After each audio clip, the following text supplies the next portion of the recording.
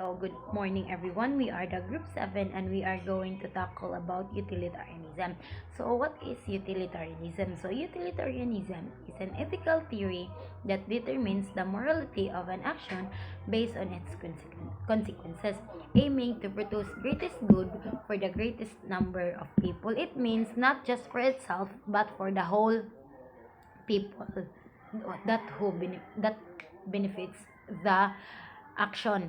And then in utilitarianism there are two key figures, and which is Jeremy Bentham and John Stuart Mill. So who is Jeremy Bentham? Jeremy Bentham is the father of utilitarianism, emphasizing the principle of the greatest happiness of the greatest number of people, while John Stuart Mill expanded the work of Bentham, also emphasizing the importance of higher pleasure and the role of individual of liberty. So, to fully understand what is utilitarianism, I will give you an example. So, for example, John is an employed man and an employed and poor man with a sick wife and two children that is kicked out from school. So,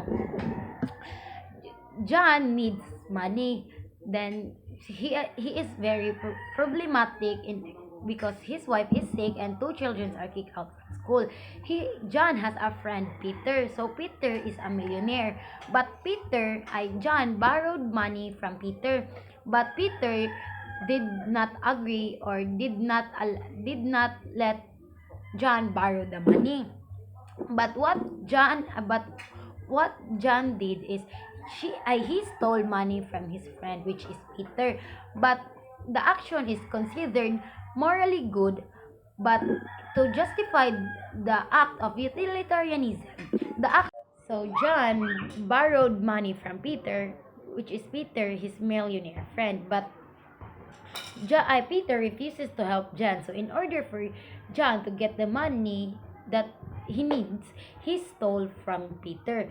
So the act itself is considered morally bad, but the act of utilitarianism justified the action of John is morally good because the action or the consequences produce greatest good for the greatest number of people, which means the money that he stole from John will be used to treat his sick wife and send back the children or his children to school. He doesn't only benefits for himself but also to his families. So the utilitarianism focuses on the consequences or the outcome of the action. So what John did was morally good based on its consequences. So that would be all in utilitarianism. To further discuss, let my other group mates discuss more about utilitarianism. So, good day everyone. My name is Kyle Rehes and my topic is all about consequentialism. Consequentialism is an ethical theory that judges whether or not something is right by what its consequences are. So, I have here an example scenario. A student struggling in crucial class faces a difficult exam. They're tempted to cheat to get a good grade. So, there are two types of consequences, which is the positive and the negative. In positive consequences, the student get improved grades, potential for better opportunities like having a scholarship or college admission. In negative consequences, students risk of getting caught.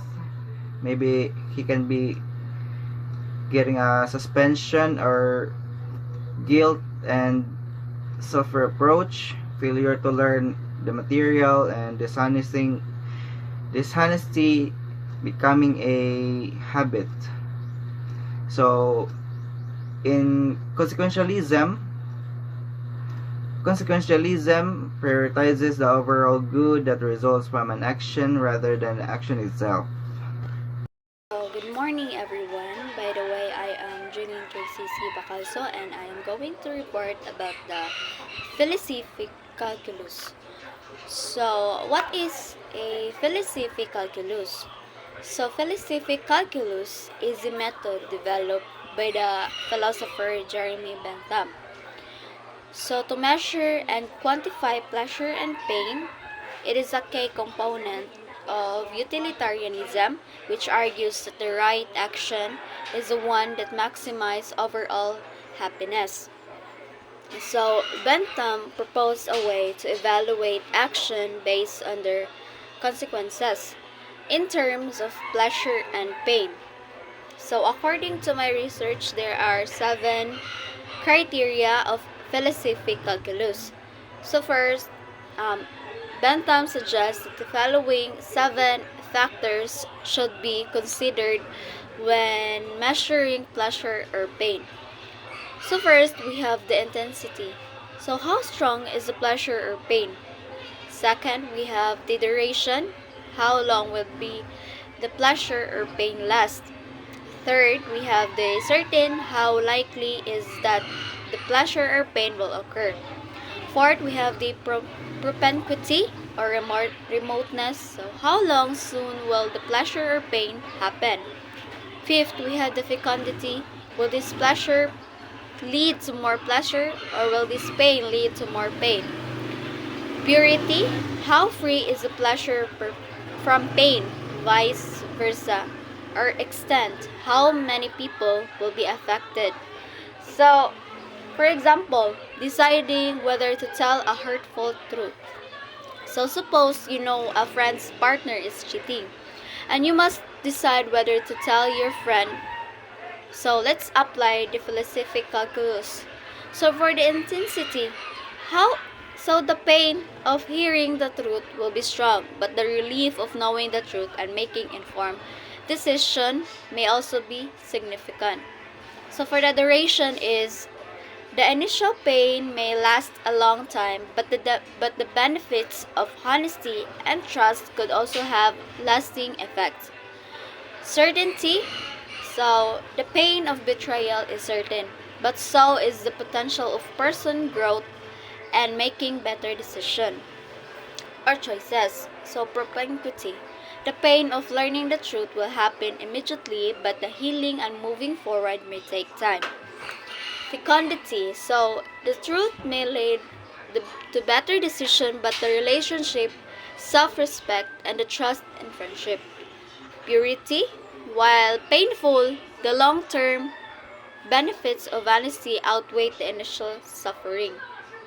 So the extent is your friend, their partner, and even social circle may be affected. So in conclusion, while telling the truth may cause short-term pain, it also allows your friend to make informed choices and ultimately leads to a more ethical and positive outcome. So according to the philosophic calculus, telling the truth would likely be the morally right decision. So that's all for my report. My name is Liza May S. Leonas. So for today, I will be discussing the major types of utilitarianism. There are 2 types of utilitarianism. So first is act utilitarianism, which states that a person's act is morally right if and only if it produces the best possible results in that specific situation. In other words, the best action we can take at all times is the one that maximizes well-being or good in the greatest number of individuals as possible. Example of act utilitarianism. Imagine a doctor has 5 patients that are dying and need a new organ. Dayon na tawo nga walay pamilya and napakita sa ospital nga maayo og lawas niya kompleto pa nga nagfunction ang iyang organ. So ang pangutana is pwede bang patyon sa doktor ang kana nga tawo? Sa act of utilitarianism, ang tubag kay yes. Para siguro nato is brutal kaayo na siya or immoral nga patyon ang tao. Pero kay ang pag-sacrifice sa usa ka tawo, makaluwas or makabuhi man sa 5 ka pasyente nga naay family, so which is mas daghan, pwede na siyang himuon o dili na siya consider as an immoral act. Second is rule utilitarianism. An action is right as it conforms to a rule that leads to the greatest goods. So the difference here is act utilitarianism focuses on one's acts only that can could lead to the greatest utility. So while rule utilitarianism focuses on following rules that are designed to lead the greatest utility. So now with rule utilitarianism, we can make a rule that states murdering innocent people even for life-saving medical treatment is wrong. Because in the grand scheme of things, this can lead to more suffering and less utility if we can take the lives of innocent people for medical necessity. Example of rule utilitarianism is that we all should agree that lying to others is wrong because telling the truth is universal rule that leads to more utility. So if your friend was hiding in your house from a murderer and said the murderer knocked on your door wanting to know the location of your friend, rule utilitarianism states you should reveal the location of your friend because lying is wrong. Good day, sir. Classmates. My name is Randall Gumba, uh, one of the reporter of this group. By the way, my topic is all about pleasure minus pain, moral and immoral. When we talk about moral, pleasure minus pain, so I gave you a example. So if you are a boss in a company, at the end of the year, you give your employee to their bonuses or 13th month pay at the end of the year. So although ang imuhang kita with your company is malis because makuhaan siya kay nag-give man ka sa imuhang mga employees. So that's considered a pain, makuhaan ang imuhang kita to give to your employees as their bonuses and 13th month pay. So di ba makita na to mas daghan ang malipay tungod kay daghan ang naka-benefits like your mga employees and malipay sila kay makapalit sila sa ilahang mga gastos, ilahang mga family. And another example is kanang imuhang pag when you go to the school and study hardly, mao na ang one of the example of moral because we know that someday imong mga kahago is mapulihan ra na og mga success, maka-graduate ka and also makakita ka og nindot nga trabaho and daghan ang malipay especially ang imuhang mga parents and also sa imuhang kaugalingon. So ang pain na is as mo considered ang imuhang mga kahago when you go to school every day, when you study at the midnight, even sa kanang wala kay balon no after sa imuhang mga kahago is success na kana siya tungod sa imuhang pag goal nga maka-graduate. So let's proceed to the immoral. A person laughing at a friend's accidentally fall, so that might be considered harmless. But if the fall resulted in a serious injury, that laughter on your friend could be seen as immoral. So why? Nga naman ka, iba mararnag ang imong kalipay sa pag anto sa uban, labi na og walay kaluoy is mahimo nga or makita nga dili maayo. So attitude of deriving pleasure from someone else pain, especially if it's significant or undeserved, is considered junato as immoral. That's all of my report. Once again, I am Randall Gumba. Thank you and have a great day. Good afternoon. My name is Meryl Ann Villanueva, and my topic is all about why utilitarianism is being criticized. So the very first reason is that utilitarianism ignores the individual rights of a person. So utilitarianism prioritizes overall happiness or utility over the rights or well-being of any single person.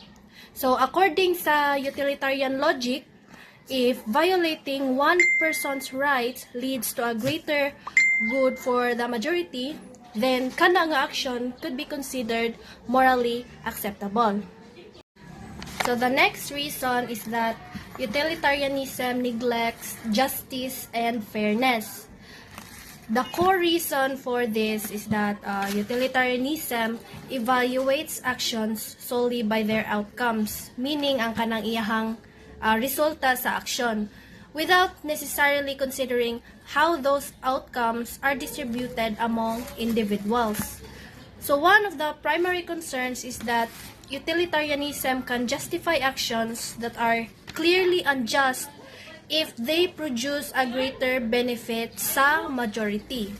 So although ang usa ka action may increase overall happiness, it violates the principle of justice, which demands the individuals be treated fairly and held accountable only for their own actions. Next is that utilitarianism lacks of moral rules.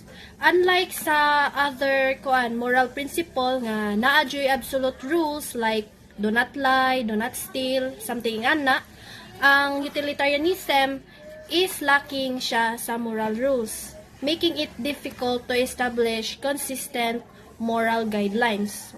For example, ang lying. So, once mabuhat na siya sa usa ka tawo, it would reduce trust and could harm others mano. Pero if kana siya na actions kay makaproduce og greater happiness, then regardless nga bad action ang lying, utilitarianism would consider the lying morally right. So when utilitarianism is applied sa atong government, it would make the law questionable and complicated since dili man siya stable, dili siya absolute, no mailis-ilisan siya depende sa consequences. Overall, utilitarianism supports the quotation which is katong the ends justify the means. So ang end means the outcome of the action while the means is the action itself being acted to achieve the outcome.